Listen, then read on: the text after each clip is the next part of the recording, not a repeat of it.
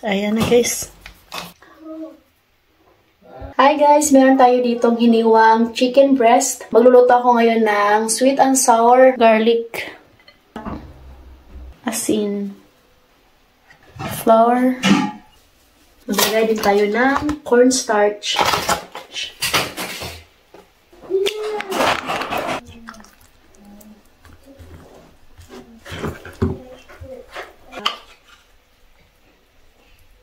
So, ayan guys, kinamay ko na, no? Kasi lahat naman dumadaan sa kamay.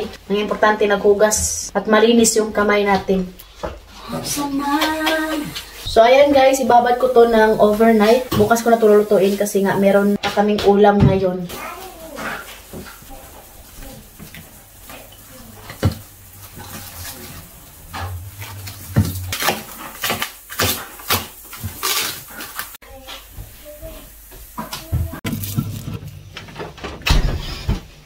So, ayan guys, alas 10 na dito ng umaga. And ito yung binabad ko kagabi na chicken. Lutuin na natin to. Tamang-tama pagdating na Ate Katyusha, may ulam sila.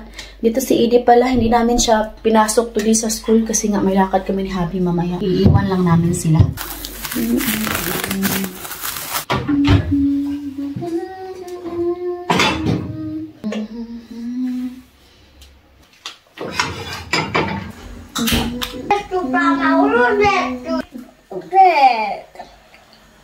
Hi.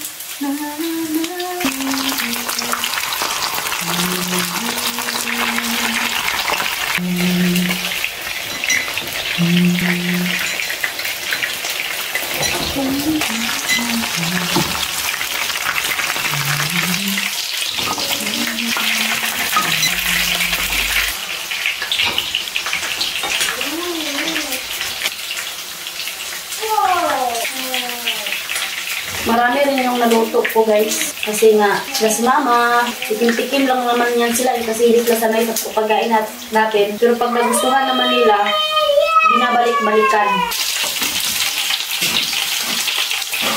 So ayan guys, tapos na tayong mag-prito sa ating manok. Mas mag-asunsin na pala dito, no?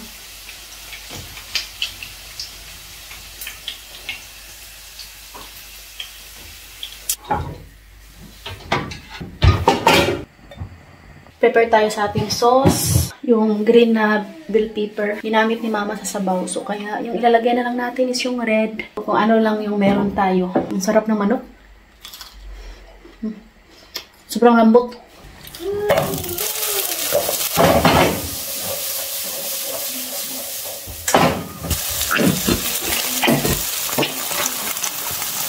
Tukal. Tapos, maglagay tayo ng cornstarch.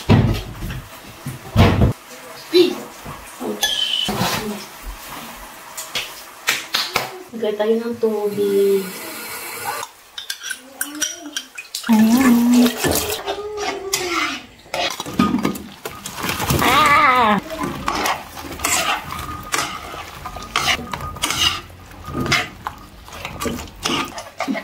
Kinarin ko guys.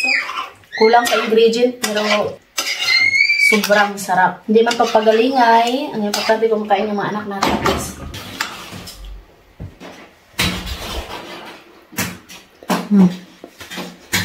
Patayan natin to guys. Tapos lagyan natin siya ng sesame. So, ayan na guys. So, that's all video for today. Hope you enjoyed. Don't forget to like and subscribe. Or to channel na Facebook page, The Petri